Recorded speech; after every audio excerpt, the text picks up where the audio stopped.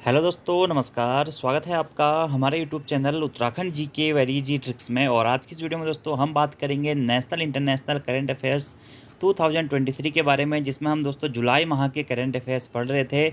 और दोस्तों आज जुलाई 2023 के करंट अफेयर्स का ये लास्ट वीडियो रहने वाला है।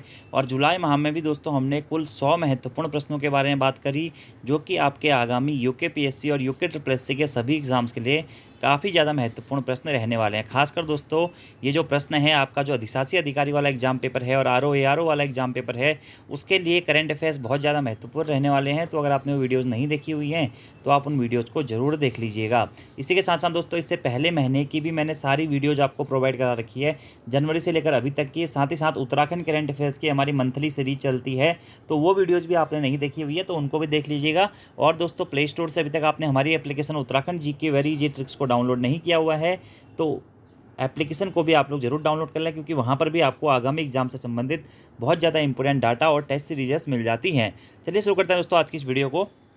आज का हमारा पहला प्रश्न है, हाल ही में विश्व व्यापार संगठन के 13वें मंत्री स्तरीय सम्मेलन का अध्यक्ष किसे नियुक्त किया गया है? तो विश्व व्यापार संगठन यानी कि वर्ल्ड ट्रेड ऑर्गेनाइजेशन, जिसकी स्थापना दोस्तों 1 जनवरी 1995 को होती है। स्थापना कब होती है? 1 जनवरी 1995 को होती है। इसका मुख्यालय कहाँ पे दोस्तों? जेनेवा में इसका मुख्यालय है। इसकी दोस्तों 13वें मंत्री स्तरीय सम्मेलन का अध्यक्ष किसे नियुक्त किया गया है?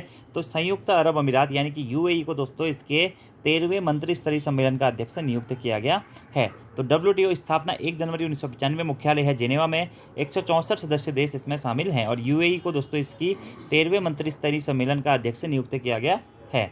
अगला हमारा प्रश्न है, हाल ही में किसने पारंपरिक मूल्यों की रक्षा के लिए ट्रांसजेंडर विवाह और लिंग परिवर्तन पर कानूनी प्रतिबंध लगाया है? तो पारंपरिक मूल्यों की रक्षा के लिए ट्रांसजेंडर विवाह और लिंग परिवर्तन यानी कि जेंडर चेंज पर कानूनी प्रतिबंध लगाने वाला देश है दोस्तों कौन? रशिया। यानी कि रूस के राष्ट्रपति पुतिन ने लिंग परिवर्तन और ट्रांसजेंडर विवाह को प्रतिबंधित कर दिया है।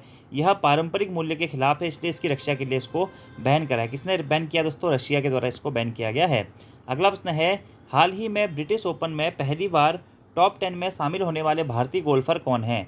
तो ब्रिटिश ओपन में पहली बार टॉप 10 में शामिल होने वाले भारतीय गोल्फर जो हैं वो हैं शुभंकर शर्मा। ब्रिटिश ओपन दुनिया का सबसे पुराना गोल्फ टूर्नामेंट है। हाल ही में इसका 151वां टूर्नामेंट हुआ है। शुभंकर शर्मा झांसी उत्तर प्रदेश के रहने वाले हैं। इनकी रैंक ब्रिटिश ओपन में 8वीं है। तो ब्रिटिश ओपन में पहली बार टॉप 10 में शामिल होने वाले भारतीय गोल्फर कौन है? शुभंकर शर्मा। प्रश्न इस प्रकार से भी आपसे पूछा जा सकता है कि शुभंकर शर्मा का संबंध किस क्षेत्र से है? तो एक गोल्फ के क्षेत्र से संबंधित है, ठीक है। और अभी हाल ही में इन्हें ब्रिटिश ओपन में क्या हुआ है? 8वां स्थान मिला है, याद रखना है आपको। अगला हमारा प्रश्न है, हाल ही में नागालैंड में राज्यसभा की अध्यक्षता करने वाली पहली महिला सांसद कौन है? तो हाल ही में नागालैंड से राज्यसभा की अध्यक्षता करने वाली पहली महिला सांसद बनी है कौन? फांगनोक कोन्याक। कौन बना है? फांगनोक कोन्याक। ये नाम दोस्तों आप लोग याद रख लीजिएगा। 25 जुलाई 2023 को फांगनोक कोन्याक को राज्यसभा के अध्यक्ष बनाया गया है। ये इस पद पर पहुंचने वाली नागालैंड की पहली महिला एमपी है। तो नागालैंड की पहली महिला एमपी कौन है? वो है फांगनोक कोन्याक, जिसे राज्यसभा का अध्यक्ष हाल ही में बनाया गया है जुलाई माह में। तो बहुत ज़्यादा महत्वपूर्ण दोस्तों प्रश्न है। और कहाँ की राज्यसभा से संबंधित है, मतलब कहाँ से संबंधित है? तो नागालैंड से ये संबंधित हैं। और हाल ही में इन्होंने राज्यसभा की अध्यक्षता करने वाली पहली महिला सांसद भी बन चुकी हैं। कौन? फांगनोक कोन्याक। अगला हमारा प्रश्न है, हाल ही में जारी शिकायत निवारण सूचकांक में बड़े राज्यों की श्रेणी में फिर से स्थान पर कौन सा है? ठीक है, तो शिकायत निवारण सूचकांक में बड़े राज्यों की श्रेणी में प्रथम स्थान पर कौन सा राज्य है? तो प्रथम स्थान पर है दोस्तों कौन सा? उत्तर प्रदेश। तो यहाँ पे प्रथम स्थान पर होगा, ठीक है। तो शिकायत निवारण सूचकांक में जितने भी राज्य हैं भारत के, उसमें प्रथम स्थान पर कौन सा राज्य है? वो है उत्तर प्रदेश। अगला हमारा प्रश्न है, हाल ही में 400 मीटर व्यक्तिगत स्पर्धा तैराक में माइकल फिलिप्स के 15 साल पुराने रिकॉर्ड को ब्रेक करने वाले लियोन मार्चंद का संबंध किस देश से है? तो फ्रांस के हैं कौन? लियोन मार्चंद। और हाल ही में उन्होंने 400 मीटर व्यक्तिगत स्पर्धा यानी कि तैराकी में 15 साल पुराने रिकॉर्ड को ब्रेक कर दिया है। और लियोन मार्चंद एक प्रसिद्ध तैराक हैं। 400 मीटर की दूरी तैरने में इन्होंने 4 मिनट 2.5 सेकंड का समय लिया है। और इन्होंने किसके रिकॉर्ड को ब्रेक किया है? माइकल फिलिप्स के रिकॉर्ड को जो है आपका वह ब्रेक किया है, याद रखना आपको। फ्रांस के हैं कौन? लियोन मार्चंद। अगला हमारा प्रश्न है, हाल ही में किस देश ने द्वितीय विश्व युद्ध में भारतीय सेना के योगदान के सम्मान में वीसी यशवंत घाटगे सुंडियाल मेमोरियल का उद्घाटन किया है?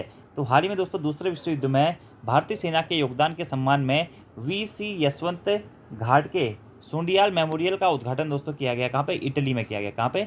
इटली में। अगला हमारा प्रश्न है, स्पेस एक्स द्वारा लॉन्च होने वाला दुनिया का सबसे बड़ा निजी संचार उपग्रह कौन सा है? तो स्पेस एक्स द्वारा लॉन्च होने वाला दुनिया का सबसे बड़ा निजी संचार उपग्रह है जुपिटर 3, यानी कि कौन सा? Jupiter 3। Jupiter 3 Kennedy space centre Florida से लॉन्च किया गया है। इसको दोस्तों कौन से रॉकेट से लॉन्च किया गया? फाल्कन हैवी रॉकेट से इसे लॉन्च किया गया है। और किस कंपनी के द्वारा इसे लॉन्च किया गया? तो स्पेस एक्स द्वारा इसे लॉन्च किया गया है। और यह दुनिया का सबसे बड़ा निजी संचार उपग्रह है जुपिटर 3।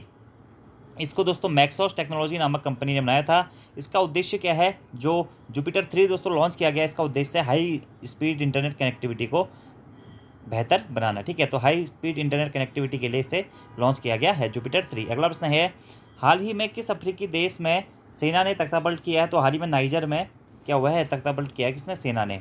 अगला हमारा प्रश्न है, हाल ही में चर्चा में रहा दुनिया का सबसे बड़ा परमाफ्रॉस्ट क्रेटर बटागाइका कहाँ स्थित है? तो हाल ही में चर्चा में रहा दुनिया का सबसे बड़ा परमाफ्रॉस्ट क्रेटर बटागाइका दोस्तों स्थित है कहाँ पे? हमारा रशिया में। कहाँ पे स्थित है? रूस में स्थित है। और ये होता क्या है दोस्तों? जो हमारा जो परमाफ्रॉस्ट क्रेटर है, यह क्या होता है? तो 0 डिग्री तापमान पर भी यह क्या होता है? यह बर्फ के रूप में बना रहता है। परमाफ्रॉस्ट पिघल रही है, जिसकी वजह से यहाँ की ज़मीन धंस रही है और एक बड़ा गड्ढा बन रहा है। तो परमाफ्रॉस्ट क्रेटर आपको याद रखना है, 0 डिग्री तापमान पर भी वह स्थान दोस्तों जहाँ पर क्या है? परमाफ्रॉस्ट पिघल रही है और ज़मीन यहाँ की धंस रही है और नीचे गड्ढा बन रहा है। कहाँ पे दोस्तों? रशिया में यह स्थित है। और दुनिया का सबसे बड़ा परमाफ्रॉस्ट क्रेटर बटागाइका, जो कि कहाँ पे बन रहा है? रशिया में बन रहा है, याद रखना आपको। अगला हमारा प्रश्न है, एनसीआरबी डेटा के अनुसार वर्ष 2021 में भारत में सर्वाधिक महिलाओं के लापता होने की सूची में पहला स्थान किसे मिला है? तो महाराष्ट्र को वर्ष 2021 में भारत में सर्वाधिक महिलाओं के लापता होने की श्रेणी में पहला स्थान मिला है। एनसीआरबी यानी कि नेशनल क्राइम रिपोर्ट ब्यूरो, यह क्या होता है? गृह मंत्रालय के अधीन आता है। और इसकी रिपोर्ट के अनुसार वर्ष 2021 में भारत में सर्वाधिक महिलाओं के लापता होने की सूची में प्रथम स्थान महाराष्ट्र को मिला है। अगला हमारा प्रश्न है, किस राज्य सरकार ने प्रधानमंत्री जन आरोग्य योजना के तहत बीमा की राशि दोगुनी की है? तो बीमा की राशि को दोगुनी करने वाला राज्य दोस्तों कौन सा? गुजरात। प्रधानमंत्री जन आरोग्य योजना के तहत दोस्तों यह एक स्वास्थ्य बीमा योजना है। इसके तहत 5 लाख रुपए का क्या दिया जाता है? बीमा प्रदान किया जाता है। लेकिन हाल ही में गुजरात राज्य सरकार के द्वारा प्रधानमंत्री जन आरोग्य योजना के तहत इस बीमा राशि को 5 लाख से बढ़ाकर 10 लाख रुपए कर दिया गया है। तो आपको याद रखना है दोस्तों, जन आरोग्य योजना या जन आरोग्य योजना किससे संबंधित है? यह दुनिया की सबसे बड़ी स्वास्थ्य बीमा योजना के रूप में जानी जाती है। इस योजना में लाभार्थियों को 5 लाख रुपये दिए जाते हैं, लेकिन गुजरात राज्य सरकार के द्वारा इसकी बीमा राशि को दोगुना कर दिया गया है। अगला हमारा प्रश्न है दोस्तों, जुलाई 2023 में तुर्की ने किस देश को नाटो में शामिल होने की अनुमति देने पर सहमति जताई है? तो हाल ही में जुलाई 2023 में दोस्तों तुर्की ने दोस्तों कौन से देश को? स्वीडन को नाटो में शामिल होने की अनुमति देने पर सहमति जताई है। तो नाटो दोस्तों नॉर्थ अटलांटिक ट्रीटी ऑर्गेनाइजेशन दोस्तों, और नाटो के कितने सदस्य देश बन गए हैं दोस्तों? नाटो में आप 31 सदस्य देश बन गए हैं। और हाल ही में नाटो में शामिल होने वाला सदस्य देश कौन सा दोस्तों? फिनलैंड है। ये भी आपको याद रखना है, अच्छा और महत्वपूर्ण प्रश्न है। अगला हमारा प्रश्न है, हाल ही में भारत की पहली क्षेत्रीय यानी कि आर्टिफिशियल इंटेलिजेंस न्यूज एंकर का स्वागत किया गया है। इसका नाम क्या रखा गया है? तो भारत की पहली क्षेत्रीय आर्टिफिशियल इंटेलिजेंस न्यूज एंकर का स्वागत किया गया, इसका नाम रखा गया दोस्तों क्या? लीसा। तो याद रखना आपको दोस्तों, लीसा क्या है? यह आर्टिफिशियल इंटेलिजेंस न्यूज एंकर है।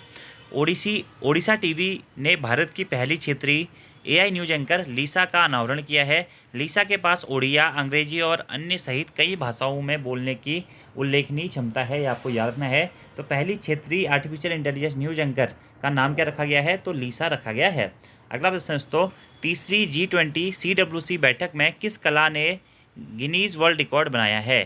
तो लंबानी कला के द्वारा जो तीसरी G20 CWC बैठक थी, इसमें क्या हुआ है? गिनीज वर्ल्ड रिकॉर्ड बनाया गया है।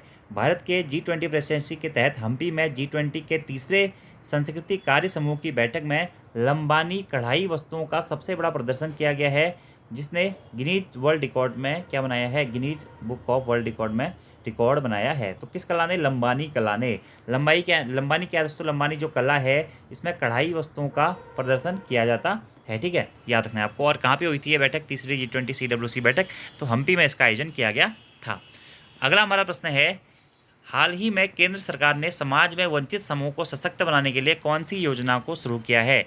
तो समाज में वंचित समूह को सशक्त बनाने के लिए दोस्तों अटल वयो अभ्युदय योजना को शुरू किया गया, किसके द्वारा? केंद्र सरकार के द्वारा। AVY दोस्तों एक बार एग्जाम में यहाँ से प्रश्न यह भी पूछा गया है कि अटल वयो अभ्युदय योजना किससे संबंधित है? तो बुजुर्गों से संबंधित है। किससे संबंधित है? बुजुर्गों से संबंधित है। तो केंद्र सरकार ने बुजुर्गों को सशक्त बनाने के लिए अटल वयो अभ्युदय योजना AVY शुरू की है। इसका उद्देश्य भारत में वरिष्ठ नागरिकों को सशक्त बनाना है। तो इंपॉर्टेंट क्वेश्चन है दोस्तों, आपको याद रखना है। अगला हमारा प्रश्न है, doctor APJ Abdul Kalam memories never die नामक किताब का विमोचन किसने किया है? तो doctor APJ Abdul Kalam memories never die नामक किताब का विमोचन किया है अमित शाह जी के द्वारा। इस बुक को तमिलनाडु में लॉन्च किया गया है। इस बुक के लेखक कौन है? तो doctor APJ Abdul Kalam memories never die नामक किताब के जो लेखक हैं वो है डॉक्टर APJ नाजिमा। कौन है? डॉक्टर APJ नाजिमा है। अगला हमारा प्रश्न है, हाल ही में टाटा स्टील के CEO और प्रबंध निदेशक के पद पर किसे नियुक्त किया गया? तो हाल ही में टाटा स्टील के CEO और प्रबंध निदेशक के पद पर नियुक्त किया गया किसको? TV नरेंद्रन को। किसको नियुक्त किया गया? TV नरेंद्रन को नियुक्त किया गया है। टाटा स्टील कंपनी की स्थापना 1907 में हुई थी साक्षी झारखंड में, और टाटा कंपनी के अध्यक्ष कौन है वर्तमान में? चंद्रशेखर जी हैं। अगला प्रश्न है, जुलाई 2023 में एशिया ओलंपिक परिषद के अध्यक्ष कौन बनाए गए हैं? तो जुलाई 2023 में दोस्तों एशिया ओलंपिक परिषद के अध्यक्ष बनाए गए हैं कौन? शेख तलाल जी। कौन? शेख तलाल जी। अगला हमारा प्रश्न है, दुनिया के सबसे बड़े कार्यालय भवन का निर्माण भारत में कहाँ किया गया है? तो दुनिया के सबसे बड़े कार्यालय भवन का निर्माण भारत में किया गया दोस्तों। कहाँ पे? गुजरात में। कहाँ पे किया गया? गुजरात में। और इससे पहले लगभग 80 वर्षों तक पेंटागन कार्यालय दुनिया का सबसे बड़ा कार्यालय था, और अभी दुनिया के सबसे बड़े कार्यालय भवन का निर्माण दोस्तों कहाँ किया गया है? गुजरात में किया गया है। इससे पहले कौन सा था? वो था पेंटागन कार्यालय। ये भी आपको याद रखना। अगला हमारा प्रश्न है, निम्न में से कौन सा देश हाल ही में ग्लोबल क्राइसिस रिस्पांस ग्रुप के चैंपियन ग्रुप में शामिल हुआ है? तो हाल ही में दोस्तों भारत देश ग्लोबल क्राइसिस रिस्पांस ग्रुप के चैंपियंस ग्रुप में शामिल हुआ है। ठीक है, ग्लोबल क्राइसिस रिस्पांस ग्रुप के बारे में बात करें तो मार्च 2022 में संयुक्त राष्ट्र महासभा द्वारा इसका गठन किया गया था। ये 32 सदस्य समूह खाद्य सुरक्षा, ऊर्जा और वित्त पोषण की परस्पर जुड़ी चुनौतियों के समाधान सुनिश्चित करता है। ठीक है, तो याद रखना है आपको, ग्लोबल क्राइसिस रिस्पांस का जो चैंपियन ग्रुप में शामिल कौन हुआ है? वह भारत हुआ है। अगला हमारा प्रश्न है, हाल ही में किस राज्य सरकार ने विदेशी कैदियों को 15 मिनट वीडियो कॉल करने की अनुमति प्रदान की है? तो हाल ही में महाराष्ट्र राज्य सरकार के द्वारा विदेशी कैदियों को 15 मिनट वीडियो कॉल करने की अनुमति प्रदान की गई है। यह वीडियो कॉल हर 2 सप्ताह में एक बार की जा सकती है। कैदियों को वीडियो कॉल करने से पहले एक लिखित वचन पत्र देना होगा। यह सुविधा पाकिस्तान, बांग्लादेश या आतंकवादी संगठनों के कैदियों को उपलब्ध नहीं होगी। तो याद रखना है दोस्तों, अभी हाल ही में महाराष्ट्र राज्य सरकार ने विदेशी कैदियों को 15 मिनट वीडियो कॉल करने की अनुमति प्रदान की है, जिसमें पाकिस्तान, बांग्लादेश और आतंकवादी संगठनों के कैदियों को यह सुविधा उपलब्ध नहीं होगी। अगला हमारा प्रश्न है, हाल ही में प्रधानमंत्री मोदी जी ने किस देश से 13 संविधान संशोधन लागू करने का आग्रह किया है?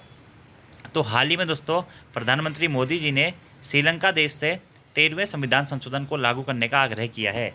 1987 में कोलंबो के अंदर भारत के प्रधानमंत्री राजीव गांधी जी तथा श्रीलंका के राष्ट्रपति जयवर्धन के बीच एक समझौता हुआ था और 13वां संविधान संशोधन किया गया था।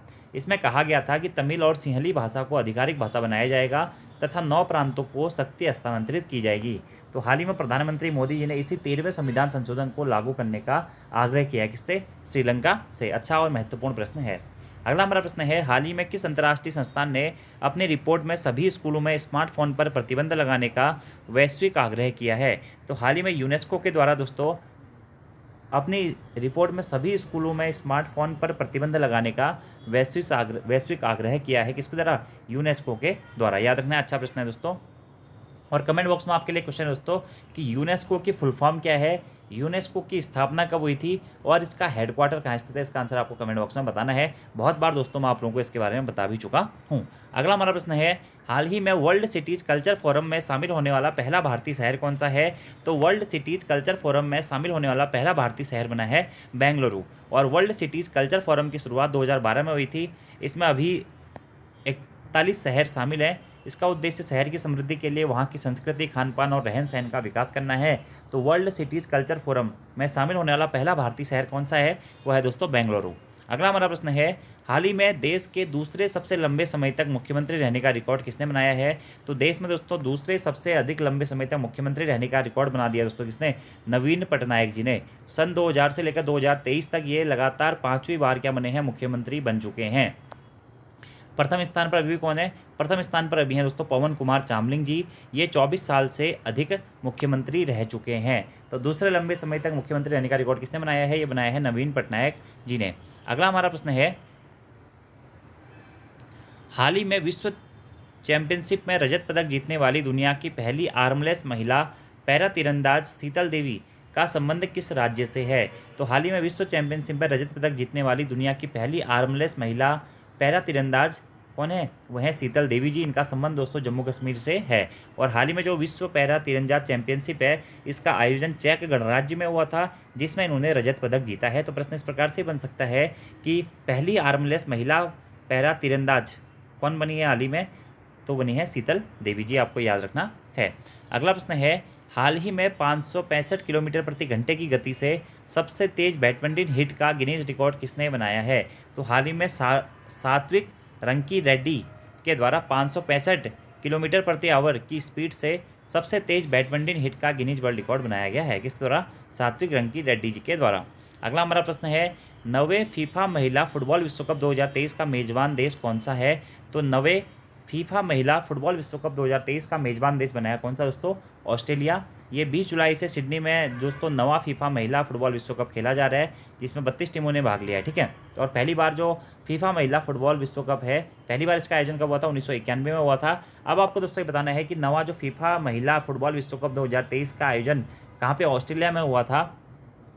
यह विश्व कप किस देश के द्वारा जीता गया? ये भी आपका दोस्तों होमवर्क का क्वेश्चन है। वैसे ही क्वेश्चन हम अगस्त माह के जब मैं आपको करंट अफेयर कराऊंगा वहाँ पे भी कवर करेंगे। तो यहाँ पर दोस्तों आपके जुलाई माह के करंट अफेयर्स के जो सभी क्वेश्चन हैं वह कंप्लीट होते हैं। तो अगर आपने इससे पहले की वीडियोज़ को भी नहीं देखा हुआ है तो उनको भी आप जरूर देख लीजिएगा। सभी प्रश्न दोस्तों महत्वपूर्ण हैं और आपके आगामी एग्जाम्स में पूछे जा सकते हैं। तो आज की इस वीडियो में दोस्तों